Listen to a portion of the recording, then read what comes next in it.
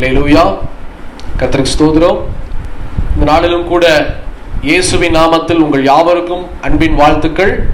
இந்த பரிசுத்த ஓய்வு நாள் 14வது லாக்டவுன் சண்டே உங்களை பார்ப்பது எனக்கு மிகுந்த மகிழ்ச்சியை தருகிறது.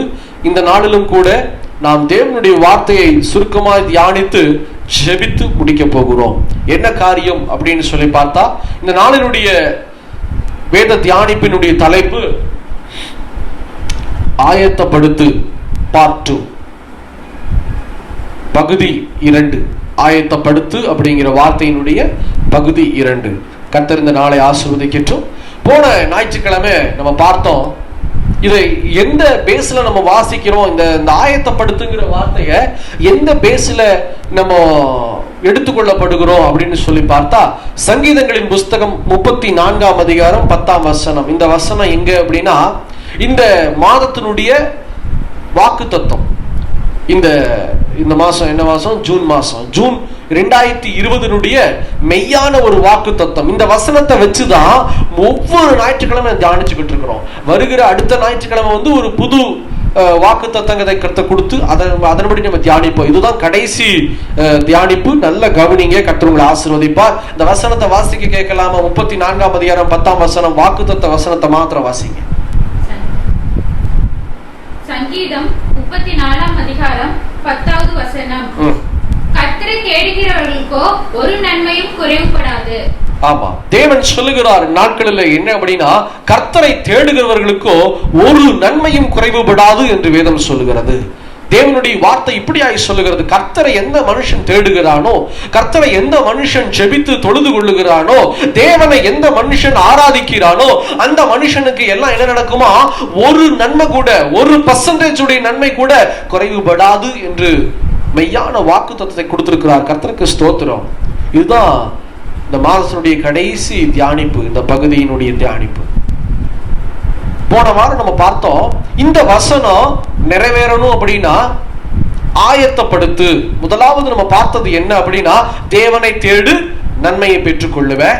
இரண்டாவது, தேவனுடைய வார்த்தைக்கு கீழ்ப்படி, நன்மையை பெற்றுக் கொள்ளுவ. அடுத்தது மூன்றாவது, தேவனுடைய வார்த்தையை தேடுவது மாத்திரமல்ல, தேவனை தேடுவது மாத்திரமல்ல, கீழ்ப்படிவது மாத்திரமல்ல, அவரை பற்றி முழுசா அறிந்து கொண்டு உன்னை ஒப்பு கொடுத்தா இந்த நன்மையை முழுசா பெற்றுக்கொள்ளுவேன்னு சொல்லி தியானித்தோம். போன வாரம் என்ன தியானித்தோம்? நீ உன்னுடனே கூட இருக்கிற ஜனங்களை ஆயத்தப்படுத்தும் போது நீ நன்மையை பெற்றுக்கொள்ளுவ அப்படின்னு சொல்லி பார்த்தோம். இன்னைக்கு அதனுடைய இரண்டாவது பாகம் ஆயத்தப்படுத்துங்கிற காரியத்தை வைத்து, போன வாரம் ஒரு கணவன் மனைவிய பிள்ளையை ஆயத்தப்படுத்துவதை குறித்து தேவன் நம்மோடு கூட பேசினார். அதே போல ஒரு மனைவி கணவன் மற்றும் பிள்ளைகளை தேவ சமூகத்தில் ஆயத்தப்படுத்தினா மாத்திரம்தான் இப்படி ஒரு மிகுந்த நன்மை கிடைக்கும்ங்கிறத நம்ம பார்த்தோம். இன்னைக்கு என்ன பார்க்க போறோம் அப்படின்னா, அதே போல ஆயத்தப்படுத்துங்கிற காரியத்திலே பகுதி 2 என்ன சொல்லுகிறது அப்படின்னா, பிரசங்கி 9ஆம் அதிகாரம் 18ஆம் வசனத்தை இரண்டாவது வரி, பிரசங்கி 9ஆம் அதிகாரம் 18ஆம் வசனம் 2ஆம் வரியை மாத்திரம் வாசி கேட்கலாமா? பாவியான ஒருவன் மிகுந்த நன்மையை கெடுப்பான். ஆமா, பாவியாகிய ஒருவன் மிகுந்த நன்மையை கெடுப்பான் என்று வேதம் சொல்லுகிறது. யார் அந்த பாவி? ஒரு குடும்பத்துக்குள்ளாக 4 பேர் இருக்கிறாங்க அப்படின்னா, அதுல ஒரு நபர் பாவம் செய்கிறவராய் இருக்கிறாங்க அப்படின்னா, தேவனை தேடாதவங்க தான் பாவிகள். முதலாவது நம்ம நினைக்கிறோம், விபச்சாரம் செய்கிறவன் தான் பாவம், இன்னும் கொலைகாரன் தான் பாவம் செய்கிறவனாய் இருக்கிறான், பொய் பேசுறவன், இன்னும் அநேக பாவத்துக்கு நிறைய வடமொழிகள் எல்லாம் வச்சிருக்கிறோம் இல்லையா? பழமொழிகள் மாதிரி நிறைய வச்சிருக்கிறோம். ஆனா நான் ஒன்னு சொல்லுகிறேன், ஒவ்வொரு நாளும் தேவனோடு சஞ்சரிக்காதவன், தேவனை அறிந்தும் தேவனை தேடாதவன் முதலாவது பாவம் செய்கிறவனாய் இருக்கிறான். எந்த மனுஷன் தேவனை தேடாம இருக்கிறானோ அவனுடைய இருதயம் பாவத்தினால சூழக்கூடும். எந்த மனுஷன் தேவனோடு வாழாம இருக்கிறானோ அவனுடைய கண்கள் பாவத்தினால சூழ்ந்திருக்கும், வாயின் வார்த்தைகள் பாவத்தினால சூழ்ந்திருக்கும். அப்போ அதனுடைய அச்சாணி என்ன? பாவத்தை விட்டு விலகணும் அப்படின்னா தேவனோடு கூட இருந்தா மாத்திரம்தான் அது பாவம் நம்ம தொட முடியாது. ஏன் அப்படின்னா அவர் பரிசுத்தராய் இருக்கிறார். அவர் பரிசுத்தராய் இருப்பது போல நாமும் பரிசுத்தராய் இருக்க விரும்புவோம். கூட இருக்கும் போது அவர் வெளிச்சமா இருக்கிறது போல நம்முடைய இருள் வெளிச்சமாய் மாறி போகும். எந்த மனுஷன் தேவனை தேடாம இருக்கானோ அவன் தாங்க முதல்ல பாவி, அவன் தான் முதல்ல பாவி. அப்போ ஒரு வீட்டுல கணவன் மனைவி பிள்ளைகள் இல்ல தகப்பன் தாய் இருக்கிறாங்கன்னு வச்சுக்கோங்க. ஏன் ஒரு சில காரியங்கள் ஜெபிச்சு ஜெபிச்சு அந்த காரியம் நடக்க மாட்டேங்குது? சின்ன சின்ன காரியம் நடந்துடும், ஆனா பெரிய பெரிய காரியம் நடக்கவே நடக்காது. பெரிய பெரிய விஷயத்துக்காக உபவாசம் பண்ணி ஜெபிச்சிருப்பாங்க அந்த குடும்பம். ஒவ்வொரு நாளும் ஒவ்வொருத்தரும் ஜெபம் பண்ணுவாங்க, ஆனா அந்த காரியம் நடக்கிறதுக்கு தாமதமாயிட்டே இருக்கும். ஏன்? எதனால? இதோ இந்த வசனம் சொல்வது போல, பாவியாகிய ஒருவனின் நிமித்தம் மிகுந்த நன்மை, சின்ன நன்மை இல்ல, மிகுந்த நன்மை கெடுக்கப்படும். ஒரு பாவி. யோசுவா தேவனுடைய வார்த்தைக்கு கீழ்ப்படிந்து நடக்கும் போது அந்த கானானுடைய ஊருக்குள்ள பிரவேசிக்கும் போது ஒரு சில தடங்கள் ஏற்பட்டது.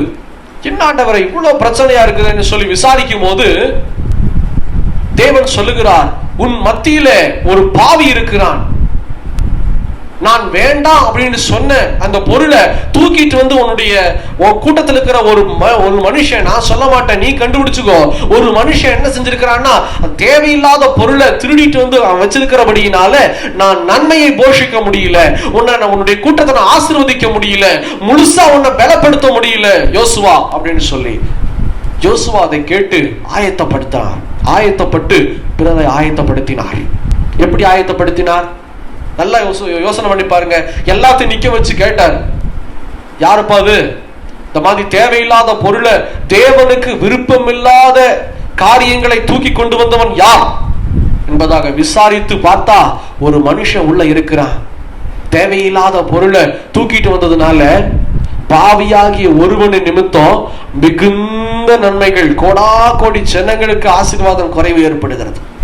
அதை தூக்கி வீசினதுக்கு அப்புறம் யோசுவா அந்த மனுஷனிடத்துல இருந்து வாங்கி அந்த பொருளை வேண்டான்னு போட்டதுக்கு அப்புறம் கர்த்தருடைய ஆசீர்வாதம் பெருகி வழிகிறது. இதுதான் சீக்ரெட். தேவனுக்கு விருப்பம் இல்லாம ஒரு குடும்பத்துக்குள்ள ஒரு மனுஷன் வாழ்ந்துகிட்டு இருக்கிறாங்க அப்படின்னா அந்த குடும்பத்தை கர்த்தர் ஆசீர்வதிக்க முடியாது.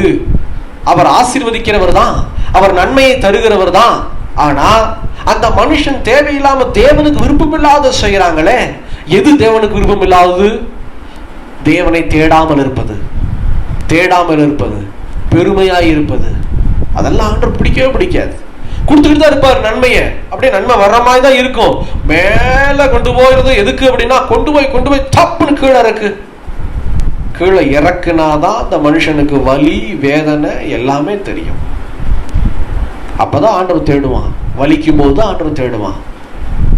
அதனாலதான் ஒரு சில குடும்பங்கள்ல உபவாசம் பண்ணி ஜெபம் பண்ணுவாங்க, காரியங்கள் தாமதமாயிட்டே இருக்கும். ஏன் அப்படின்னா அந்த குடும்பத்துல யாரோ ஒருவர் தேவனோடு வாழாம இருப்பாங்க, தேவனோடு சஞ்சரிக்காம கொஞ்சமாவது ஜெபிக்காம இருப்பாங்க.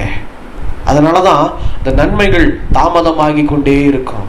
அதனாலதான் ஆண்டவர் சொல்றாரு, இன்னைக்கு முதலாவது உன் குடும்பத்தை ஆயத்தப்படுத்துன்னு சொல்லி போன வாரம் பார்த்தோம். ஆனா இன்னைக்கு நம்ம பார்க்கிற காரியம் என்னன்னா, அந்த ஆயத்தப்படுத்துகிற முறை என்ன, எப்படி நம்ம ஆயத்தப்படுத்தணும் ஒரு சிலரை, அதான் நம்ம பார்க்க போறோம். எப்படி பார்க்கலாம் அப்படின்னு சொன்னா, நம் ஆயத்தம் எப்படிப்பட்டதா இருக்க வேண்டும் என தெரியுமா? எப்படிப்பட்டதா இருக்கணும் தெரியுமா? யாரையும் பார்த்து நாம் ஆயத்தப்படுத்த கூடாது. நான் ஒரு சில இடங்கள்ல பார்ப்பேன், நான் ஊழியத்துக்கு கடந்து போகும்போது அங்க ஒரு சகோதரி சொல்லுவாங்க அவங்க பையன்ட்ட, தம்பி பாரு சாம்பியல் படுத்துற பாரு, எப்படி ஜெபம் பண்றாரு பாரு, எப்படி பிரசங்கம் பண்றாரு பாரு, இவரை போலவே நீ வரணும், இவரை போலவே நீ ஜெபிக்கணும், என் முன்னாடியே சொல்லுவாங்க. அது தவறு. எப்படி ஜெபிக்கணும்? உனக்கு அருளப்பட்டிருக்கிற வரங்களின்படி கிருபைகளின்படி நீ தேவனை தேடு, அப்படித்தாங்க நடத்தணும். பல பேர் நம்ம செய்கிற காரியம் என்ன அப்படின்னா, ஒரு தலைவரோ உங்களுக்கு முன்னாடி ஒரு முன்னோக்கமான ஒரு ஆளை வச்சுக்கிறீங்க. ஒரு பாஸ்டர் சபைக்கு போறோம் அப்படின்னா அந்த பாஸ்டரையே பின்பற்றி டிபெண்ட் பண்ணி, பின்பற்றுங்கிறது வேற, டிபெண்ட் பண்றதுங்கிறது வேற. ஃபாலோயிங் அப்படிங்கிற வேர்டு மீனிங் வேற, பின்பற்றுவது. ஆனா டிபெண்டிங் அப்படின்னா சார்ந்திருப்பது. தேவனை தேடும் போது எந்த மனுஷனையும் சார்ந்து இருக்க கூடாது, எந்த ஒரு பாஸ்டரையும் எந்த ஒரு ஊழியக்காரனையும் சார்ந்து இருக்க கூடாது. அதுதான் உண்மை.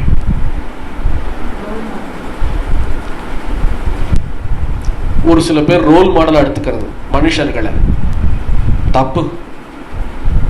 ஆனா இந்த ரோல் மாடலா எடுத்துக்கிட்ட, ரோல் மாடலா இருக்கிற அந்த ஊழியக்காரங்க இருக்காங்க பாத்தீங்களா, அவங்க அப்படி இல்லவே இல்லை. உத்தமம் உண்மையுமாய் இருக்கிறார்கள். அவர்கள் தேவனை தேடுவது மகா பெரியதா இருக்கிறது. அவங்க உண்மையா வசனத்தை சொல்றாங்க. என்ன பார்க்காத, என்ன கேட்காத, எவ்வளோ தடவை சொன்னாலும் ஜனங்க என்ன செய்யறாங்க, அங்க போய் தொடர்றது, அந்த ஊழியக்காரங்களை பார்த்தா போதும். தப்புங்க. இதனாலதான் ஆசீர்வாதம் இல்லை, இதனாலதான் ஆசீர்வாதம் இல்லை. நான் ரட்சிக்கப்பட்ட ஆரம்ப நாட்களில் நான் அந்த ஊழியக்காரருடைய பெயரை சொல்ல விரும்பல. பிரபலமான நல்ல ஒரு ஊழியக்காரர், தேவனுடைய உண்மையான ஒரு ஊழியக்காரர். அவரை ரொம்ப அதிகமா நான் நேசிப்பது உண்டு. அவரை போலவே பேசவும் நான் ஆரம்பிப்பேன். ஒருத்தரை நல்லா நேசிச்சோம் அப்படின்னா அவங்கள போலவே நம்ம வாழுவோம். அதுதான் உண்மையான ஒரு மனுஷனுடைய சுபாவம். இதை நான் தப்பு சொல்லலை, எல்லா மனிதர்களுக்கு இருக்கிற ஒரு சுபாவம். அப்படி நான் வாழ்ந்து அப்படி பிரசங்கம் செய்யும் போது, அந்த மாதிரி பேசும்போது தேவன் இடத்துல பேசினார், மகனே அவராய் இருக்கட்டும், அந்த மனுஷனை நான் ஆசீர்வதிக்கிறேன், ஆனா நீயா இரு. என்னை தேடும் போது உன்னுடைய ஒரிஜினாலிட்டி எனக்கு வேணும், உன்னுடைய ஒரிஜினல் கேரக்டர்ஸ் எனக்கு வேணும். தாவீது முழு இருதயத்தோடு தேடினான், முழு பலத்தோடு கர்த்தரை ஆராதித்தான். அன்னையிலிருந்து நான் விட்டுட்டேன். சரி ஆண்டவரே, உம்மை தேடுவது, உம்மிடத்துல நான் பிரசங்கம் செய்வது எல்லாமே நீர் கொடுத்திருக்கிற கிருபையின்படி இருக்கட்டும். அதுதான் ஆயத்தம். நிறைய பெற்றோர் பிள்ளைகளை அப்படி இருங்க, அப்படி இருங்க, இந்த ஊழியக்காரரை போல இருங்க. இல்ல, ஒண்ணு சொல்லுங்க, நீ இயேசுவை போல இரு. அதுதான் உண்மை. எந்த ஒரு ஊழியக்காரனையும் முன்னாடி ரோல் மாடலா நீங்க வைக்க கூடாது. அந்த ஊழியக்காரருடைய ஜெப வாழ்க்கைய எடுத்துக்குங்க. ஆனா அதை விட ஜெப வாழ்க்கை, இயேசு கிறிஸ்துடைய ஜெப வாழ்க்கை மெய்யான வாழ்க்கையா இருக்குது. எதையுமே இயேசு காமிக்காம போலயே ஜெப வாழ்க்கையை குறித்து இயேசு காண்பித்திருக்கிறார், தூக்கத்தை குறித்து இயேசு காண்பித்திருக்கிறார், உண்ணுகிற உணவை குறித்து ஒரு மாதிரியை இயேசு காண்பித்திருக்கிறார், இன்னும் பேசுகிற வார்த்தைகளை குறித்து இயேசு ஒரு மாதிரியை காண்பித்திருக்கிறார். ஒரு மனுஷர்களை இப்படிதான் இருப்பாங்கன்னு சொல்லி என்ன சொல்ற டிசைட் பண்ற ஒரு அத்தாரிட்டி, டிசைட் பண்ற ஒரு பொசிஷன் எப்படிப்பட்டதா இருக்கும்னு சொல்லி இயேசு ஒரு மாதிரியை காண்பித்திருக்கிறார். அநேக குணாதிசயங்கள்ல இயேசு பயங்கர மாதிரியை காண்பித்திருக்கிறார். எதற்காக இத்தனை மாதிரிகளை இந்த 4 சுவிசேஷ பாகங்கள்ல காமிக்கணும் தெரியுமா? அவர் கேட்கறதெல்லாம் ஒண்ணு, என்னை போல வாழ முயற்சி செய்யுங்கள். மனுஷனை பார்த்து மனுஷனை போல வாழ முயற்சி செஞ்சோம் அப்படின்னா ஒரு நாள் நம்ம விழுந்துருவோம். ஆனா இயேசுவை போல வாழ முயற்சி செஞ்சோம்னா ஒரு நாள் நம்ம விழுகவே மாட்டோம். அதுதான் உண்மை. அதே போல அந்த இடத்துக்கு போனேன். ஒருத்தங்க சொன்னாங்க, தம்பி நான் அந்த இடத்துக்கு போய் ஜெபக்குறிப்பு எழுதிட்டு வந்தேன், கர்த்தரை ஆசீர்வதிச்சுக்கிட்டே இருக்கிறார். இத போய் வெளியில சொன்ன என்ன ஆகும்? ஜனங்க என்ன செய்வாங்க? அந்த இடத்துக்கு போனா போதும் போல இருக்கு. அப்ப அந்த இடம் விக்கிரகமாய் மாறி போயிடும். ஒரு சிலர் என்ன சொல்லுவீங்க, காணிக்க ஒரு 10,000 ரூபாய் கொடுத்தேன், கர்த்தர் எனக்கு 10 லட்சம் கொடுத்தாரு. தேவனுடைய வார்த்தை உண்மையானது.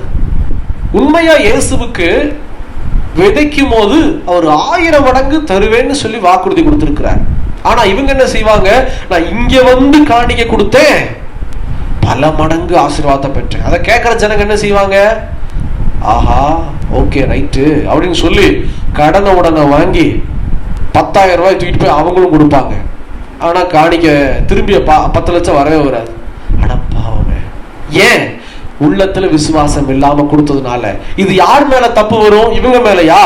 சாட்சி சொன்னாங்க பாருங்க, அவங்க மேலதான் தப்பு வரும். இதுதான் ஆயத்தப்படுத்துறதா மத்தவங்கள?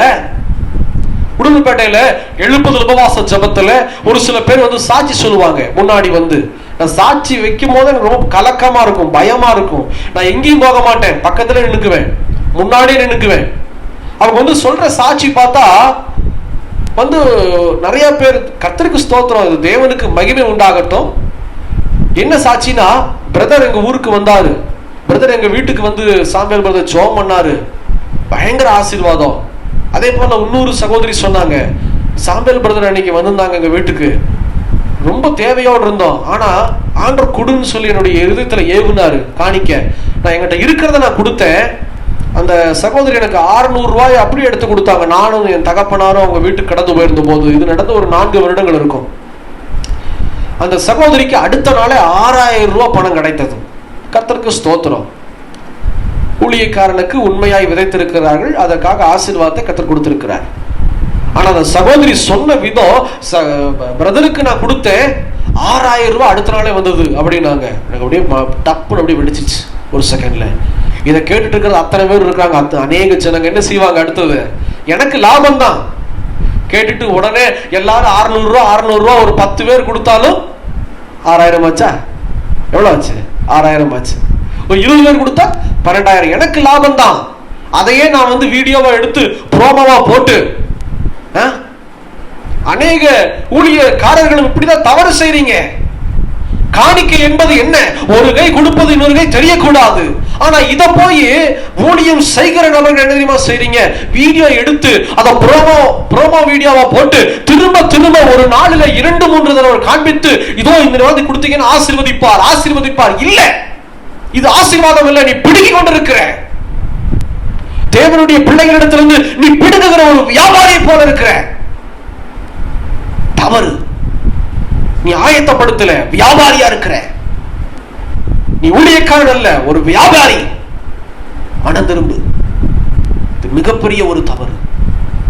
கர்த்தர் சொல்லுகிறார், கொடுக்கிற காணிக்க ஒரு கை கொடுக்கிறது இன்னொரு கை தெரியக்கூடாதான். அப்படி காணிக்கை கொடுக்க சொல்லி இருக்கிறாரு. ஆனா கொடுத்த காணிக்கையினுடைய விபரத்தை சாட்சியாய் சொல்லுகிற மனுஷர்களும் தப்பு செய்யறாங்க. நான் இல்லைன்னு சொல்லல, தெரியாம செய்யறாங்கப்பா. ஊழியம் செய்கிற உனக்கே தெரியல அப்படின்னா ஒரு விசுவாசம் உள்ள குடும்பத்துக்கு தெரியுமா? அதை எடுத்து நான் பண்ணிருக்கலாம். ஆனா கர்த்தர் எனக்கு அனுமதி கொடுக்கவே இல்லை. நான் அந்த மேடையிலே சொல்லுவேன், அவங்களை நிக்க வைப்ப, ஒரே நிமிஷம் நில்லுங்க. சகோதரி சொல்லிட்டு போனாங்க, ஒரே நிமிஷம் நில்லுங்க அப்படின்னு சொல்லி, தேவனுக்கு மகிமை உண்டாகட்டும். அவங்க எனக்கு கொடுக்கல, அவங்க விசுவாசமா தேவன் ஏவினபடியினால ஊழியத்துக்கு கொடுத்திருக்கிறாங்க. அதனால கர்த்தர் ஆசீர்வதித்தார். இதை கேட்டுட்டு நீங்களும் எல்லாம் கொடுத்து பாக்குறேன்னு ஃபைனான்ஸ் கம்பெனில தான் சீட்டுன்னு சொல்லுவாங்கல்ல, சிட் ஃபண்ட்ஸ் கொடுத்தா பணத்தை கட்டினா என்ன ஆகும்? அதிக வட்டிக்கு வரும்னு நினைப்பாங்க. அது அந்த சிட் ஃபண்ட் மாதிரி இயேசுவை நினைக்காதீங்க. இயேசு கிறிஸ்து கொடுத்த ஊழியத்தை சிட் ஃபண்ட் மாதிரி நீங்க நினைக்காதீங்க. தவறு. கொடுத்து வட்டிக்கு வாங்குறது அது ஆகாது, அது வரவே வராது. உடனே நான் சொன்னேன், இது தப்புமா? கூப்பிட்டு சொன்னேன், இந்த மாதிரி சொல்லாதீங்க. சாட்சி பல பேர் கெட்டு போயிடுவாங்க. கர்த்தர் ஆசீர்வாதம் குறைந்து போய்விடும். இதுதான் உண்மை. இப்படி இருக்கக்கூடாது. இப்படி ஆயத்தப்படுத்தாதீங்க யாரையும். ஊழியக்காரர்கள் இப்படி ஆயத்தப்படுத்துறீங்க. எனக்கு அதுதான் ரொம்ப சங்கடம். நிறைய சேனல்ஸ், நிறைய காரியங்களை பார்த்தேன். தேவன் உற்று நோக்கி வெசனப்படுகிறார் ஊழியக்காரர்களை பார்த்து. காணிக்க கேட்க கூடாதுங்க. அவர்கள் கொடுக்கிறது தாங்க காணிக்க. காணிக்கைன்னு என்ன அர்த்தம் தெரியுமா? எந்த மனுஷன் தேவனுடைய வார்த்தையை கேட்டு ஆசீர்வதிக்கப்படுகிறானோ அந்த மனுஷன் தேவனால ஏவப்பட்டு அவன் விதைக்கிறது தான் காணிக்க. ஆண்டவர் சொல்லுகிறார், மனுஷர்கள் யாத்திராகம் புஸ்தகத்துல நல்லா பாருங்க, காணிக்கைகளை குறித்து மோசே ஆரோன் இடத்துல ரொம்ப கவனமா பேசுறாரு ஆண்டவர். என்னன்னா, மோசே ஜனங்க கிட்ட காணிக்க வாங்கும் போது முழு விருப்பத்தோடு யார் கொடுக்கிறாங்களோ அவங்க கிட்ட மட்டும் நீ வாங்க. தெளிவா பேசுகிறார். சமீபத்துல ஃபேஸ்புக்ல ஒரு ஊழியத்தை குறித்து நான் பார்த்தேன். நான் குற்றம் சாட்ட வரல, இந்த மாதிரி ஆயத்தப்படாதீங்க, இந்த மாதிரி பிறரை ஆயத்தப்படுத்தாதீங்கிறதுக்காக நான் சொல்ல வரேன். கர்த்தருக்கு ஸ்தோத்திரம். அந்த சகோதரி பிரசங்கம் செய்து விட்டு அந்த ஒருத்தர் ரவுண்ட் பண்ணி இருந்தார். அவங்க கீழே பார்த்தா ஹஸ்பண்டுடைய பேங்க் அக்கௌண்ட் நம்பர் பேரு, மனைவியினுடைய பேங்க் அக்கௌண்ட் நம்பர் பேரு, இந்த பக்கம் பார்த்தா கூகுள் பே, அந்த பக்கம் பார்த்தா போன் பே, இன்னும் நிறைய மாதிரிகள். நீங்க இதுல மணி ஆர்டர்ல அனுப்பலாம் அப்படின்னு சொல்லி கடைசியா அந்த காணிக்கை குறித்து பேசி முடிக்கிறாங்க. நான் ஒண்ணு கேட்கிறேன், ஊழியக்காரர்களே, நீங்க தேவ சமூகத்தில் ஆயத்தப்பட்டு வந்தது மனுஷர்களை ஆயத்தப்படுத்துவதற்கா, இல்ல உங்க ஊழியத்தை, கர்த்தர் கொடுத்த உங்க ஊழியத்தை நீங்க உங்க வியாபாரமாய் மாற்றி ஆயத்தப்படுத்துவதற்கா? கொஞ்சம் யோசனை பண்ணி பாருங்க. இது தவறு. போஷிக்கிறவர் அவர், கொடுக்கிறவர் அவர். என்ன செய்யணும்? காணிக்கையை பத்தியே பேசக்கூடாது.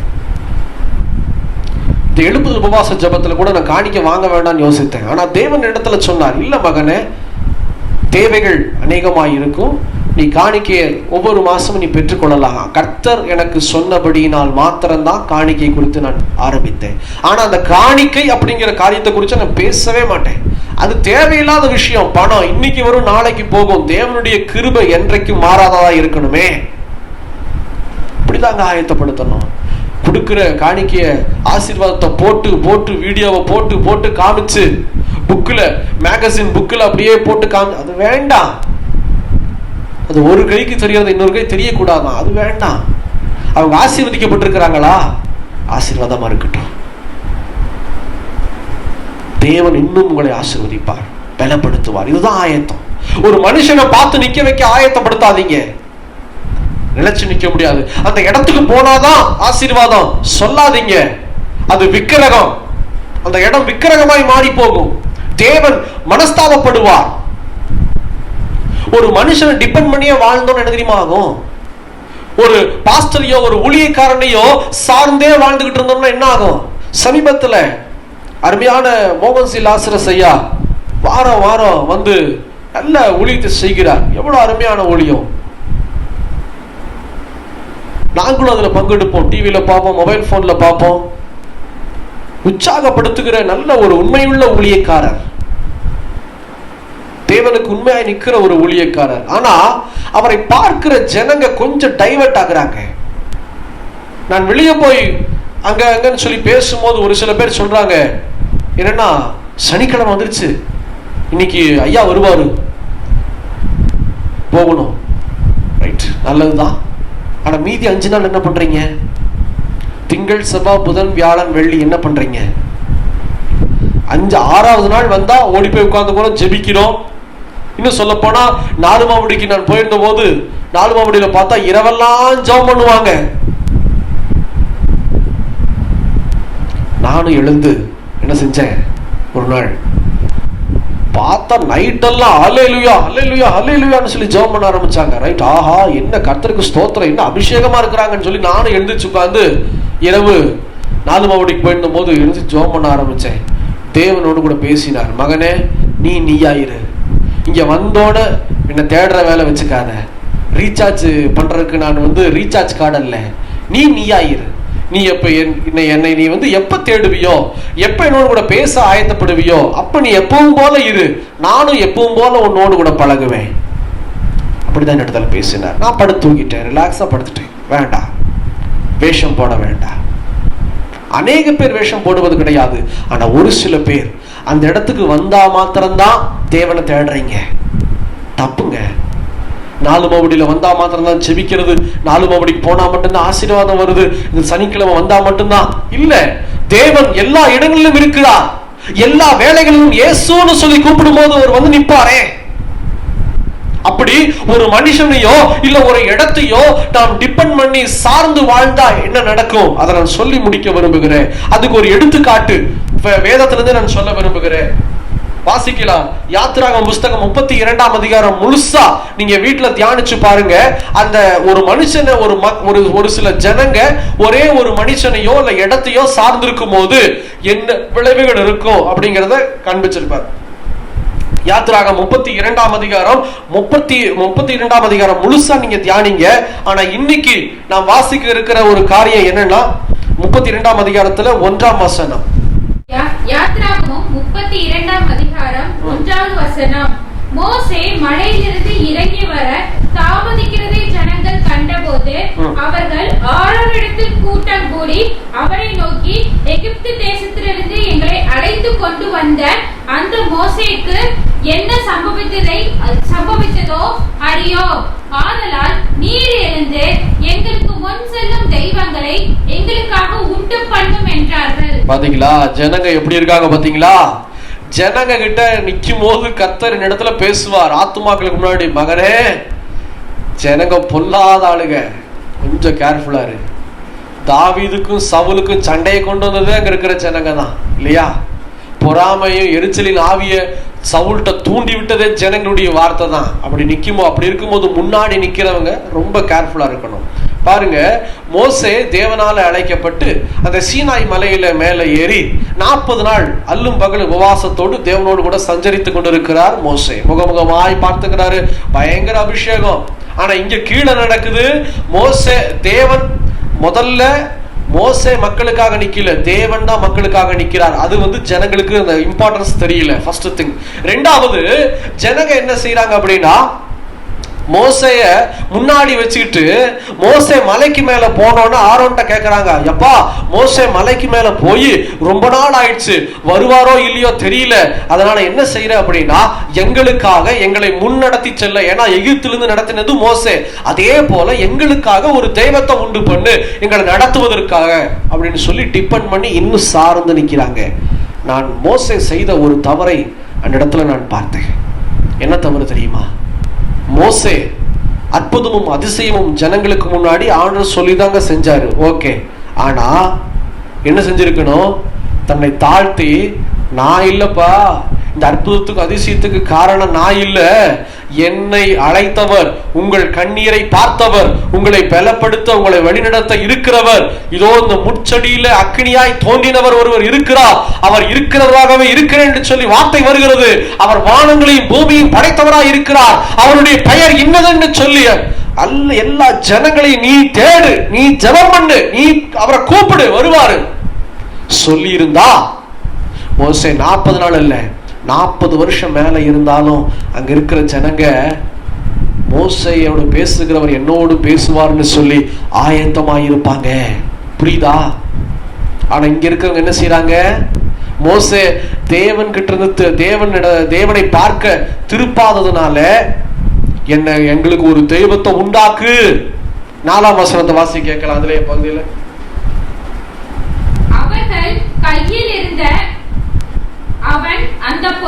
அவர்கள் கையில் இருந்த அவன் பொன்னை வாங்கி சிற்ப கருவியினால் கருப்பிடித்து ஒரு கன்று குட்டியை வார்ப்பித்தான். அப்பொழுது அவர்கள், இஸ்ரவேலரே, உங்கள் எகிப்து தேசத்திலிருந்து அழைத்து கொண்டு வந்த உங்கள் தெய்வங்கள் இவைகளே என்றார்கள். பாத்தீங்களா என்ன நடக்குது? பாத்தீங்களா? ஆரோன் என்ன பண்றேன்னு தெரியல, ஜனங்க கூச்சலிடுறாங்க, எங்களுக்கு ஒரு தெய்வம் வேணும், எங்களை வழிநடத்துறதுக்கு ஒருத்தர் வேணும்ப்பா, நீ பண்ணப்பா, நீ பண்ணுன்னு சொல்லி. ஆரோன் அதை கேட்டுட்டு என்ன செய்யறன்னு தெரியலன்னு சொல்லி அவங்க கிட்டயே நகையெல்லாம் வாங்கி, தங்க நகைகள்லாம் வாங்கி அதை உருக்கி ஒரு கன்று குட்டியை உருவாக்கி அவங்க கிட்ட தர்றான் ஆரோன். அதை வாங்கிட்டு அவங்க எல்லாம் வணங்க ஆரம்பிச்சிடுறாங்க. கன்று குட்டி தான் எங்களுக்கு தெய்வம் அப்படின்னு. மேல பேசிட்டு இருந்தவர் டென்ஷன் ஆயிட்டார். ஆண்டவர் 7ஆம் வசனத்தை வாசி கேட்கலாம். அப்பொழுது கர்த்தர் மோசேயை நோக்கி, நீ இறங்கி போ, எகிப்து தேசத்திலிருந்து நீ நடத்தி கொண்டு வந்த உன் ஜனங்கள் தங்களை கெடுத்துக் கொண்டார்கள். எகிப்து தேசத்திலிருந்து நடத்தி வந்த உன் ஜனங்கள் தங்களை கெடுத்துக் கொண்டார்கள். எதனால கெடுத்துக் கொண்டார்கள்? என்னை தேடாதபடிக்கு, என்னிடத்துல காத்திருக்காதபடிக்கு அவர்களுக்கு ஒரு தெய்வத்தை உருவாக்கி இருக்கிறாங்க. நீ இறங்கி போப்பா, நீ போ வெளியில. மகா கோபப்பட்டார். இப்படிதான் ஆண்டவருடைய கோபம் வரும். மோசே செய்த தவற ஊழியக்காரர்களே நீங்க செஞ்சிடாதீங்க. என்கிட்ட சொல்லுவாங்க, பிரதர் நீங்க ஜெபம் பண்ணி சொல்லுங்க பிரதர். ஒரு சில பேருக்கு மாத்திரம்தான் ஆண்டவர் எனக்கு அனுமதி கொடுப்பார் ஜெபித்து சொல்லும்படி. மற்றவங்க எல்லாத்துக்குமே சொல்லுவார் ஆண்டவர், நீ எதுவும் பேசாத, கட் பண்ணிடு, என்னைய பார்க்கும்படி சொல்லிட்டு நீ கட் பண்ணிடு, அப்படிதான் சொல்லுவேன். கடைசியா அவங்க கிட்ட சொல்லுவேன், சிஸ்டர் பிரதர் நீங்க ஜெபம் பண்ணுங்க, நீங்க தேடுங்க, இயேசுவின் நாமத்தை கொண்டு உபவாசம் பண்ணுங்க, எப்படி ஜெபிக்கணுங்கிறத கத்து கொடுத்துருவேன், ஜெபிக்கிறதுக்கு கத்து கொடுத்துருவேன், இந்த மாதிரி தேடணும், இந்த மாதிரி உட்காரணும் சொல்லிட்டு என்னுடைய கான்டாக்ட கட் பண்ணிடுவேன். ஏன்னா அவர் சொல்லுவார், நீ உன்னை நிறுத்திடு, இன்னும் நீ உன் முகத்தை காமிச்சுக்கிட்டு இருந்தீங்கன்னா உன்னையே தான் தேடுவாங்க. அது தவறு. தேவனுக்கு அது விருப்பம் இல்லாத ஒரு காரியம். அப்படிதான் மோசே செஞ்சிருக்கணும், செய்யல. அதனாலதான் இவ்வளவு பெரிய பிரச்சனை ஏற்பட்டுச்சு. அந்த பிரச்சனை எப்படி என்ன மாதிரி போச்சுன்னு சொல்லி பாருங்க. 23ஆம் வசனத்தை வாசி கேட்கலாம். இவர்கள் என்னை நோக்கி எங்களுக்கு முன் செல்லும் தெய்வங்களை எங்களுக்கு உண்டு பண்ணோம், எகிப்து தேசத்திலிருந்து எங்களை அழைத்து கொண்டு வந்த அந்த மோசேக்கு என்ன சம்பவித்ததை அறியோம் என்றார்கள். ஆரோன் சொல்றாரு, இந்த ஜனங்க என்னை நோக்கி எங்களுக்கு முன் செல்லும் தெய்வங்களை எங்களுக்கு உண்டு பண்ணுங்க, எகிப்து தேசத்திலிருந்து எங்களை அழைத்து கொண்டு வந்த அந்த மோசேக்கு என்ன சம்பவித்ததோ என்று அறியோ அப்படின்னு சொல்லி ஒரு காரணத்தை ஆரோன் மோசேட்ட சொல்றாரு. மோசே அதை கேட்டு ரொம்ப கோபம் அடைகிறார். ஆனா இந்த கோபத்துக்கு அர்த்தம் இல்லை. மோசே என்ன செய்திருக்கணும்? தேவனை சந்திக்க, தேவனிடத்தில் ஜெபிக்க அவர்களை ஒருவேளை சூழ்நிலைகள் அமைஞ்சிருக்காது, தப்பு சொல்ல விரும்பல, ஏதோ ஒரு சூழ்நிலை மோசேக்கு இருக்கலாம். ஆனா இன்னைக்கு இருக்கிற மோசேவாகிய ஊழியக்காரர்கள் நீங்களும் நான் என்ன செய்யணும்? பெற்றோர்கள் என்ன செய்யணும்? ஒரு மனைவி என்ன செய்யணும்? ஒரு கணவன் என்ன செய்யணும்? நீ ஜெபம் பண்ணு, நீ கேளு, நீ தேடு, நீ வாங்கிக்கோ, அவர்கிட்ட சொல்லி நீ வாங்கு. அப்படி கொண்டு வந்தாதான் கர்த்தர் உங்களை அதிகமாய் ஆசீர்வதிப்பார். அப்படி சொல்லாம நீங்களே ஜெபம் பண்ணி நீங்களே கேட்டுட்டு இருந்தீங்கன்னு வச்சுக்கோங்களேன், அப்ப என்ன செய்வாங்க பிள்ளைங்க? அம்மாட்ட சொன்னா போதும், சொல்லிட்டு விளையாட போயிடுவாங்க. அப்புறம் அம்மா உட்காந்து ஜெபம் பண்ணிக்கிட்டே இருக்கணும். அது தப்பு. எந்த ஆத்துமாக்கள் உங்களை பார்த்து ஜெபிக்கிற ஆரம்பிக்கிறாங்களோ அவர் நல்லா நோட் பண்ணணும். எப்படி தெரியுமா தெரியும்? ஒரு சில பேருடைய ஜெபம் அந்த பாஸ்டர் எப்படி ஜெபிக்கிறாரோ அதே மாதிரி டிட்டவா ஜெபம் பண்ணுவாங்க. நான் பார்ப்பேன். என்னை பார்த்து ஒருத்தர் ஜெபம் பண்ணாங்க, அதே வார்த்தைகளை கொண்டு ஜெபித்தாங்க. நான் சொன்னேன், வேண்டாம், நீயாயிரு. அன்பு சகோதரனே, நீங்க ஆவியானவருடைய துணையோடு நீங்க உங்களுக்கு கொடுக்கப்பட்டிருக்கிற கிருபையின் வரங்களினாலே ஜெபம் பண்ணுங்கள், என்னை பார்க்காதீங்க. அப்படி பார்த்து என்னை மாதிரி ஜெபம் பண்ண என்ன ஆகும்? நான் கீழே விழுந்தா அவங்களும் விழுந்துருவாங்க. ஆனா என்னைக்கும் கீழே விழுகாதவர் யாரு? இயேசு ராஜா மாத்திரம்தான். அப்ப உங்க பிள்ளைகளை எப்படி ஆயத்தப்படுத்தணும்? ஒரு ஊழியக்காரன், ஒரு விசுவாசியை எப்படி ஆயத்தப்படுத்தணும்? சபை பெருசா இருக்கலாம், சபை சிறுசா இருக்கலாம், ஆனா ஆயத்தப்படுத்த வேண்டிய வேலை எப்படி தெரியுமா? நீ என்னை பார்க்காத, என்னை பார்த்தா உனக்கு ஆசீர்வாதம் கிடைக்காது சொல்லணும். என்னை பார்த்தா உனக்கு ஆசீர்வாதம் கிடைக்காது. என் வார்த்தையை கேட்டுட்டு நடந்தீங்கன்னா என் ஆசீர்வாதம் கிடைக்காது. தேவ வார்த்தையை கேளு, நீ இயேசுவை பாரு, இயேசுடைய வார்த்தையை கேளு, நீ ஜெபம் பண்ணு, நீ முழங்கால் பண்ணிடு, நீ கண்ணீர் விடு, நீ வேதத்தை வாசி, தியானி, ஒப்புக்கொடு, ஆசீர்வாதத்தை பெற்றுக் கொள்ளுவேன். இதுதாங்க ஆசீர்வாதம். இதுதான் உண்மையா தேடுறது. இப்படிதான் நீங்க ஆயத்தப்படுத்தணும். தயவு செய்து இந்த செய்தி கேட்கிற என் அன்பு சகோதரனே, சகோதரியே, இனிமேலாவது நீங்கள் ஆயத்தப்படுத்துவது இப்படி இருக்கணும். சாதாரணமான ஆயத்தம் வேண்டாம், இந்த மாதிரி ஆயத்தம் தான் வேணும். அன்றைய தினத்துல சாமுவேல் என்னும் சில்ற பிள்ளையாண்டான் தேவ சமூகத்தில் ஆலயத்தில் படுத்திருக்கும் போது என்ன நடந்தது? 1 சாமுவேல் புஸ்தகம் 3ஆம் அதிகாரத்துல 7 முதல் 11ஆம் வசனம் வரையிலும் தியானித்து பாருங்க. என்ன நடந்துச்சு அப்படின்னா, 3 தரம் தேவன் சாமுவேல் கூப்பிடுறாரு. முதல் தடவை போய் ஏலிட்ட போய் கூப்பிட்டீரா? இல்லப்பா. 2வது தடவை கூப்பிட்டீரான்னு கேட்கிறான் சாமுவேல். ஏலி சொல்றாரு, இல்ல ராஜா. 3வது தடவை போய் மறுபடியும் சாமுவேல் ஏலிட்ட கேட்கும் போது ஏலி அறிந்து கொள்ளுகிறார், ஓ, வானங்களை பூமி படைத்திருக்கிற தேவன் சாமுவேலோட பேச விரும்புகிறார் என்பதாக அறிந்து எப்படி ரிப்ளை பண்ணணும் அப்படின்னு சொல்லி ஏலி கத்து கொடுக்கிறாரு. அவரு போய், இருப்பா, அது ஆண்டவரா இருக்கலாம், நான் போய் கேட்டுட்டு வரேன் அப்படின்னு சொல்லி போய் நிக்கல. ஏலி இதுல ஒழுங்கா இருந்தாரு. நான் போய் கேட்டு உனக்கு சொல்றேன் சொல்லல. அவர் அதுக்கு மாறா, நான் படுத்துக்கிறேன், உங்ககிட்ட தானே பேச வந்தாரு, நான் ஏன் டென்ஷன் ஆகணும், நான் தூங்குறேன், நீ என்ன செய்யற? ஆண்டவர் இப்படி கூப்பிட்டா இப்படி ரிப்ளை பண்ணு, இப்படி பேசு, அவர் கூட பேச ஆரம்பிப்பார். போய் தூங்கிட்டாரு. 4வது தடவை மறுபடியும் தேவனுடைய வார்த்தை வரும்போது ஏலி நல்லா தூக்கம். ஆனா சாமுவேல் பேச ஆரம்பித்தார் தேவனோடு கூட. அன்றைக்கு பேச ஆரம்பித்தவர் மரணத்தின் தருவாயில வரையிலும் சாமுவேல் தேவனோடு கூட சஞ்சரிக்க ஆரம்பித்து தொடங்கி முடித்தவராயிருந்தார். அதுதான் ஆயத்தம். நீங்க போய் முன்னாடி நிக்க கூடாது. எப்போ? இயேசு சிலுவையில அடிக்கப்படும் போது திரைச்சீலை கீழிருந்து மேல வரையிலும் கிழிக்கப்பட்டது என்று சொல்லி வேதம் சொல்லுகிறது. எதற்காக? இயேசு சொல்லுகிறார், உனக்கு மகனே, என்னை தேட வருகிற என் சகோதரனே, என் சகோதரியே, என் அன்பு வாலிப மகனே, வாலிப பிள்ளையே, உனக்கும் எனக்கும் நடுவில் எந்த ஒரு மத்தியஸ்தரும் கிடையாது. ஒரு ஊழியக்காரர் உனக்கு நடுவில் நிக்க கூடாது. ஒரு பாஸ்டர் உனக்கு நடுவில் நிக்க கூடாது. அது விக்கிரகமாய் மாறிவிடும். அதற்காக தான் இயேசு சிலுவையில் அடிக்கப்பட்டார். திரைச்சீலை அதற்காக தான் கீழிருந்து மேல வரையிலும் கிழிக்கப்பட்டது. ஊழியக்காரன் யாரு? எதற்கு? ஏலிய போல கத்து கொடுத்து திருப்பி விடுறதுக்கு தான் ஊழியக்காரன். ஒரு பாஸ்டர், ஊழியக்காரன், சுவிசேஷகன், தீர்க்கதரிசி யாரு? எதற்காக? உங்களை உருவாக்குவதற்கு மாத்திரம்தான். உங்களை உருவாக்கி உன்னை கூப்பிடும் போது இப்படி நீ பேசு, கத்து கொடுக்கறதுக்கு தாங்க நாங்க, வேற எதற்காகவும் நாங்க இல்ல. புரிஞ்சுக்குங்க. என்ன செய்யணும்? இயேசு அதிகமா தேடணும், அவருடைய வார்த்தையை தியானிக்கணும். கடைசியா 34:10 வசனத்தை போடுங்க. கர்த்தரை தேடுகிறவர்களுக்கோ ஒரு நன்மையும் குறைவுபடாது. ஆமா, இந்த மாச கடைசி நான் ஒண்ணு சொல்றேன்.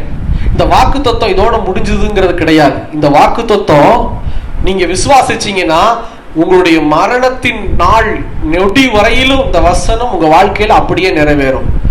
என்னை கிறிஸ்து இயேசு பலப்படுத்தி இருக்கிறார். பரிசுத்த ஆவியானவர் நான் சொல்லல, இப்ப என்னை சொல்லும்படி ஏவுகிறார் என் இருதயத்துல. என்ன அப்படின்னா, இந்த வசனத்தின்படி எந்த மனுஷன் கர்த்தரை எல்லா நேரங்களிலும், எல்லா நொடிகளிலும், எல்லா சமயங்களிலும் உண்மையாய் தேடுகிறானோ, கர்த்தரை தேடும் போது ஏதோ சென்ட்ரல்ல ஒரு மத்தியஸ்தனை வச்சு நீங்க தேடக்கூடாது. ஒரு ஊழியக்காரனை, ஒரு பாஸ்டரை, இல்ல எந்த மனுஷனையோ வச்சு நீங்க தேடவே கூடாது. நீங்களே டைரக்டா தேடலாம்.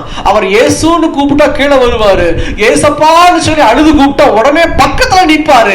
இப்பவும் உங்க பக்கத்துல நிக்கிறாரு. அப்படி இருக்கும்போது எங்கேயும் போக வேண்டாம், அங்க ஓடணும் இங்க ஓடணும், இல்லவே இல்லை.